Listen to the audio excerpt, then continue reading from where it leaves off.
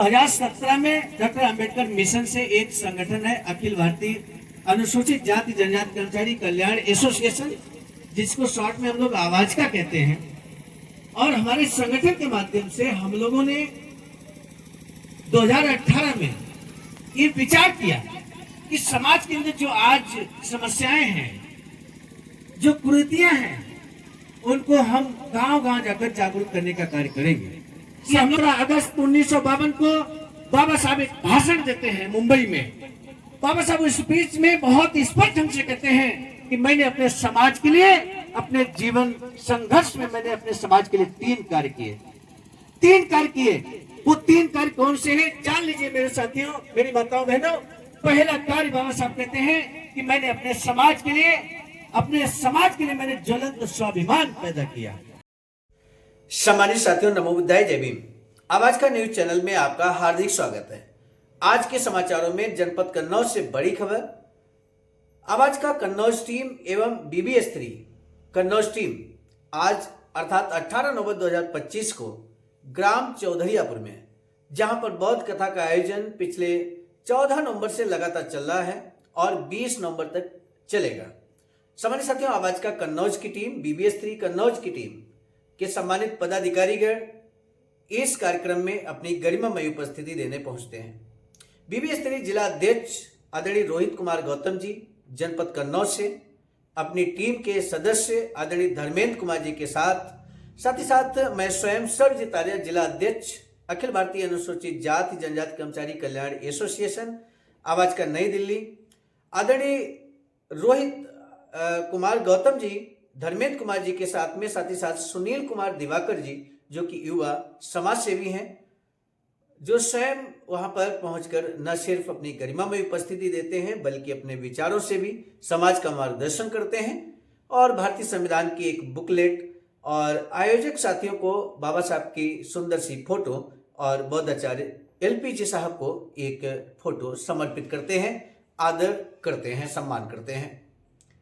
इस अवसर पर आयोजक कमेटी के सम्मानित पदाधिकारीगण अपनी गरिमा में उपस्थिति दे रहे थे। आदरणीय त्रिलोकी नाथ जी, आदरणीय सूरज भारती जी, आदरणीय बलराम जी समेत समस्त ग्रामवासी, साथ ही साथ आयोजक कमेटी के सम्मानित जिला अध्यक्ष जो OBC समाज से बिलोंग करते हैं, आदरणीय सुधाकर पाल जी ने आवाज का कन्नौज की टीम और BBS3 के सम्मानित सभी पदाधिकारियों को जो गरिमा में उपस्थिति देने पहुंचे, उन सभी का माला पहनाकर सम्मान किया। हम आवाज का कन्नौज की टीम की ओर से BBS3 टीम की तरफ से आयोजक कमेटी के सभी साथियों का, समस्त ग्रामवासियों का यहाँ पर आभार व्यक्त करते हैं कि उन्होंने सम्मान किया। साथ ही साथ हम आपको बता दें, जनपद हरदोई से चौसार से आदरणीय विजय कुमार जी भीम आर्मी टीम के अन्य सम्मानित साथियों के साथ में अपनी गरिमा में उपस्थिति देते हैं। हम उनका भी तहे दिल से साधुवाद ज्ञापित करते हैं। इस अवसर पर आवाज का कन्नौज की ओर से नेतृत्व करते हुए विचार देने का अवसर प्राप्त हुआ, समाज का मार्गदर्शन करने का मुझे अवसर प्राप्त हुआ। तो क्या कुछ विचार विमर्श हुआ, समाज के साथ बातचीत हुई, एक संक्षिप्त संबोधन जो वहां पर देने का अवसर मिला। हम आपको बता दें, आवाज का कन्नौज की टीम जो अभियान के रूप में जन जागरण कार्यक्रम चला रही है, आवाज का चलो गांव की ओर, वो इसी गांव ग्राम चौधरियापुर से ही 18 फरवरी 2018 से शुरू किया गया था। तब से लगातार अनवरत इस तरह का कार्यक्रम जारी है, जो नियमित तौर पर आप चैनल के माध्यम से देखते रहे हैं। सम्मानित साथियों, यदि वास्तव में आपका दिलचस्पी है कि आखिर समाज का क्या मार्गदर्शन किया गया इस सारगर्भित संबोधन के द्वारा, यदि वास्तव में दिलचस्पी है तो जरूर आप इस वीडियो को अंत तक वॉच कीजिए। और हमारा विशेष निवेदन है कि आवाज का न्यूज चैनल को आप सब्सक्राइब करना बिल्कुल ना भूलें। मिलेंगे नए वीडियो में। अब देखिए ये संपूर्ण वीडियो क्रांतिकारी संबोधन। ये जो बौद्ध कथा जो शब्द आया वो आपके द्वारा दिया गया, और एक समय 2010 के आसपास हम लोग जानते ही नहीं थे कि बौद्ध कथा भी होती है। बौद्ध कथा को भी कहीं होती थी तो हम लोग यही कहते थे कि भागवत हो रही है, ऐसी बात है कि नहीं। तो वहां से शुरुआत आपने किया, और जहां तक मुझे जानकारी है अब तो बहुत सारे बौद्ध कथाचार्य मिल जाएंगे, आपको बहुत मिलेंगे। लेकिन ये शुरुआत करने वाले मेरी जानकारी में आप हैं, इसलिए आपके लिए जोरदार तालियां होनी चाहिए। आपके गांव चौधरियापुर से हमारा बहुत पुराना नाता है। 2017 में डॉक्टर अंबेडकर मिशन से एक संगठन है, अखिल भारतीय अनुसूचित जाति जनजाति कर्मचारी कल्याण एसोसिएशन, जिसको शॉर्ट में हम लोग आवाज का कहते हैं। और हमारे संगठन के माध्यम से हम लोगों ने 2018 में ये विचार किया कि समाज के अंदर जो आज समस्याएं हैं, जो कुरीतियां हैं, उनको हम गांव-गांव जाकर जागरूक करने का कार्य करेंगे। ये हम लोगों ने तय किया और ये तय करने के लिए हमने मीटिंग की काजी टोला में, जहां पर बाबा साहब की मूर्ति शायद आपने देखी होगी लगी है। वहां पर हम लोगों ने मीटिंग की। मीटिंग करने के बाद हमारे संगठन के लोग इकट्ठा हुए। ये 2018 की बात बता रहे हैं और आपसे जुड़ी ये बात है। तो 2018 में जब बातचीत हो रही थी कि कहाँ मीटिंग की जाए, तो माताओं बहनों हम आपको बताएं, हम लोग 8-10 लोग ऐसे पदाधिकारी लोग वहां से चले और आपके बगल में ही तारा बांगर है, हाँ तारा बांगर ना, सलेमपुर तारा बांगर। तो ये उस गांव पहुंचते हैं, शायद आपको मालूम होगा। और ऐसी जगह ठहर जाते हैं, वहां बाबा साहब की मूर्ति लगी है, लेकिन बगल में ही शराब का ठेका है। उस समय था, अब है कि नहीं है? अब नहीं है। आप लोगों ने हटवा दिया, ये बहुत अच्छा किया, इसलिए आप अपने लिए जोरदार तालियां बजाइए। बाबा साहब की उस समय मूर्ति लगी थी, तो मूर्ति जब बाबा साहब की जहां पर होगी, स्वाभाविक है यहाँ पर अम्बेडकर मिशनरी लोग रहते हैं, वहां पर हम लोग रुक गए। 5-10 की संख्या में कोट पैंट में थे। तो वहां पर जो साहब एक छोटी सी दुकान रखे थे, अपने ही समाज के थे, तो उनसे जब बातचीत किया तो उनसे हम लोगों ने कहा कि क्योंकि पहली मीटिंग, जीवन में पहली मीटिंग गांव में करने गए थे, तो अनुभव नहीं था। तो उनसे जब हमने कहा तो उन्होंने कहा ठीक है, हम मीटिंग कराएंगे। तो हमने कहा अगले संडे को हम यहाँ पर मीटिंग करेंगे आके। और आपको बताएं, एक दिन पहले भी हम वहां पहुंचे तो उन्होंने कहा ठीक, कल तैयारी रहेगी, जबरदस्त तैयारी रहेगी, आपका सब हम यहाँ पर मैटी बिछवा देंगे और व्यवस्था रखेंगे। अगले दिन हमारे कई साथी, चूंकि पहली बार उस गांव में पहुंचना था मीटिंग करने के लिए, तो अगले दिन हम लोग एकदम तैयार होके, कुछ लोग हमारे कानपुर के आए साथी लोग, और वहां पहुंचते हैं तो आप कोई व्यवस्था नहीं होती, कोई सिंगल व्यवस्था नहीं, कोई सिंगल व्यक्ति नहीं। ऐसे में हम लोग बहुत निराश हो जाते हैं। पहली मीटिंग थी, निराश हो जाते हैं, और निराश होते ही हम कहते हैं अब क्या करें। लेकिन हम लोगों के अंदर एक बात रही हमेशा जिंदगी में कि अगर कहीं मीटिंग करने गए हैं तो मीटिंग होगी।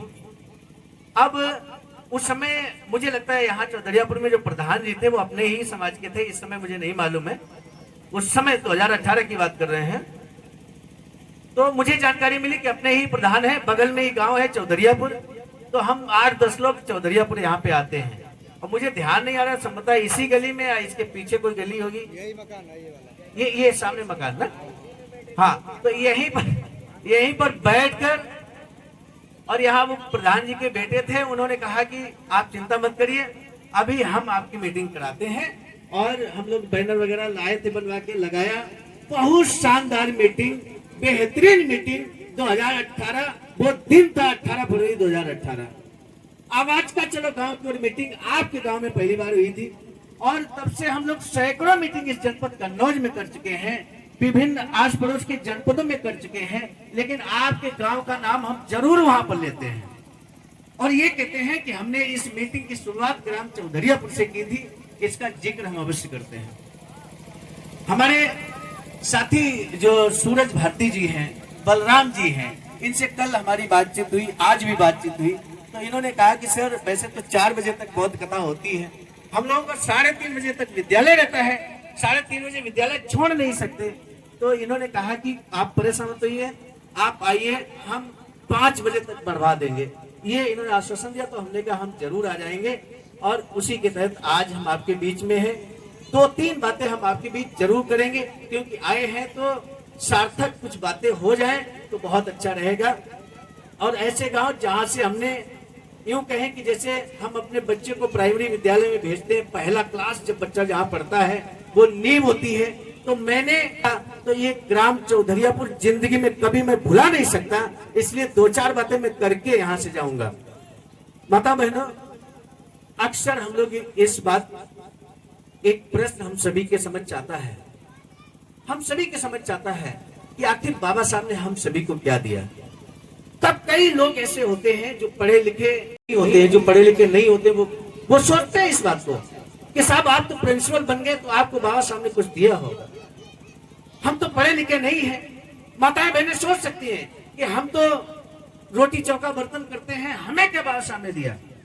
तब मेरे साथियों, मैं आपको बता दूं, 17 अगस्त 1952 को बाबा साहब एक भाषण देते हैं मुंबई में। बाबा साहब उस स्पीच में बहुत स्पष्ट ढंग से कहते हैं कि मैंने अपने समाज के लिए, अपने जीवन संघर्ष में मैंने अपने समाज के लिए 3 कार्य किए। 3 कार्य किए। वो 3 कार्य कौन से हैं जान लीजिए मेरे साथियों, मेरी माताओं बहनों। पहला कार्य बाबा साहब कहते हैं कि मैंने अपने समाज के लिए मैंने ज्वलंत स्वाभिमान पैदा किया। ज्वलंत स्वाभिमान पैदा किया। ये ज्वलंत स्वाभिमान क्या होता है, ये जानना बहुत जरूरी है। मुझे जानकारी मिली जब ये बहुत कथा का प्रचार प्रसार चल रहा था, तो कुछ आसपास लोगों ने जहां पर पोस्टर लगे थे उस पर गोबर फेंकने का कार्य किया। अरे कितने अज्ञानी वो लोग थे जिन्होंने अपने ही महापुरुष पेरियार पर गोबर फेंकने का कार्य। अरे कम से कम देखते तो, जो महापुरुष की फोटो है वो तुम्हारे ही महापुरुष की फोटो है, अपने ही महापुरुष के ऊपर उन्होंने गोबर फेंकने का कार्य किया। कितने अज्ञानी लोग वो हैं मेरे साथियों। ज्वलंत स्वाभिमान क्या है, तब बाबा साहब कहते हैं कि बगल में ही एक जलगांव है। जलगांव, जो हमारे बड़े बुजुर्ग साथी हैं वो स्वयं इसके भुक्तभोगी हैं, वो इस बात को जानते हैं कि एक समय था जब, मेरी माताओं बहनों, एक समय था जब हमारे लोग उस जलगांव में वहां जब जाते थे तो वहां पर उन्हें जूठी पत्तलों से नवाजा जाता था। जूठी पत्तलें उनको दी जाती थी। यानी कि वर्तमान में यदि कोई कार्यक्रम होता है जहां जूठी पत्तलें फेंकी जाती, वहां कुत्ते इकट्ठा रहते हैं। उस समय हम लोगों की ऐसी स्थिति थी कि हमारे समाज के लोग वहां पर एकत्र रहते थे, उन जूठी पत्तलों में बचा कुचा भोजन खाकर अपने पेट की भूख मिटाया करते थे। इतना ही नहीं, उनको इस बात का शर्म का एहसास नहीं होती थी, बल्कि उन जूठी पत्तलों के पीछे लड़ जाते थे। उन जूठी पत्तलों को उठाकर वो अपने घर ले जाते थे, अपने बच्चों को उसी बचे हुए भोजन को खिलाया करते थे। ये स्थिति हमारे समाज की थी मेरी माताओं बहनों, इस बात को समझने की जरूरत है।